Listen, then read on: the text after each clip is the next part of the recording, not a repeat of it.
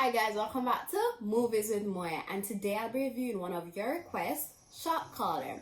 Now before I get into the review, I want you guys to know that if you want to send in requests for movies for me to review, or series or books, shoot me a DM on my Instagram blog page at Movies with Moya, and I promise you it's worth the follow because it's just very interactive. We do a lot of quizzes, games, fun stuff on that page, so go and follow it when you're done with this video. And with that said, let's get into the review.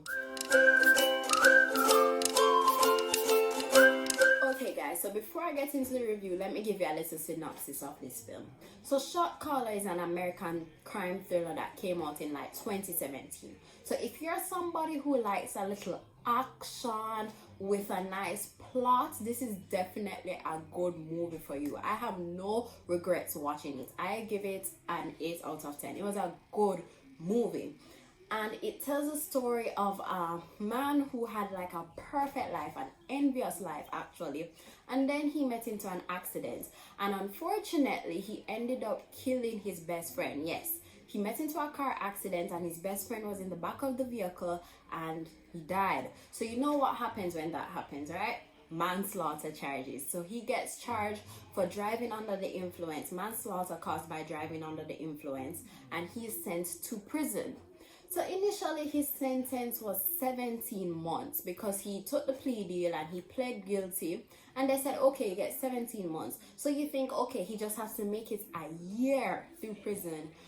But it's not as easy as it looks. Like, whew, I'll get into the plot when I get into the review. But let's just say that his sentence went all the way to 9 years. 17 months to 9 years. Now, let me get into what I liked about the movie. So first off, the plot.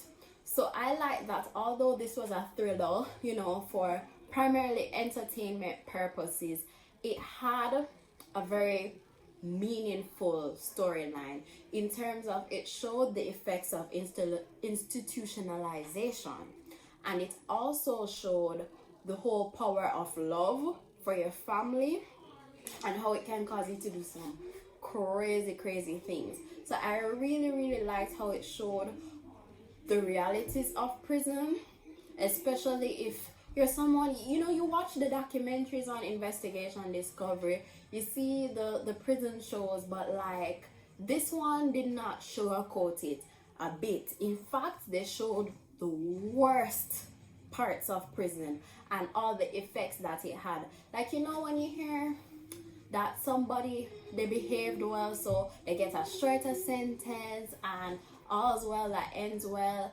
Yeah, like it shows how hard it is to actually, you know, survive in prison. And I think that's something that a lot of people overlook, because when we send people to prison, we basically say, okay, that's it for them, their life is over.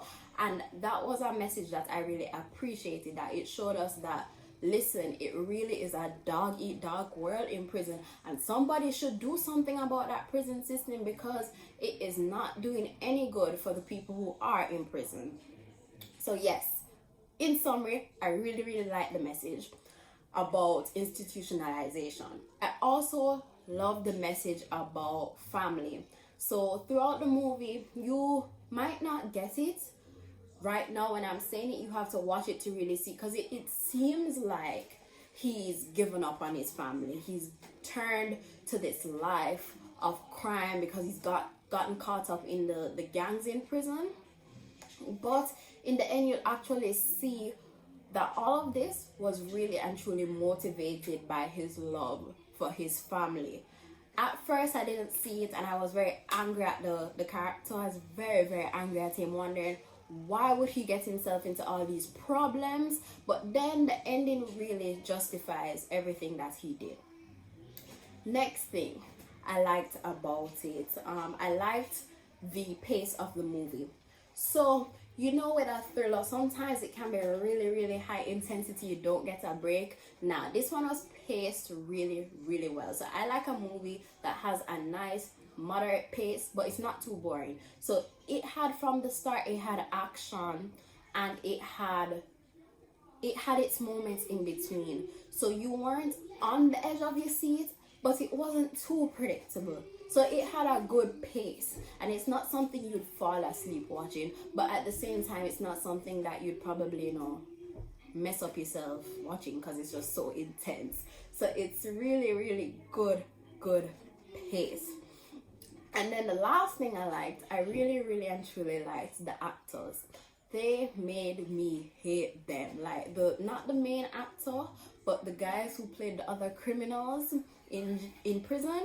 I wanted to fight them, because I was like, yo, why are you guys such awful people? Like, why are you guys fighting?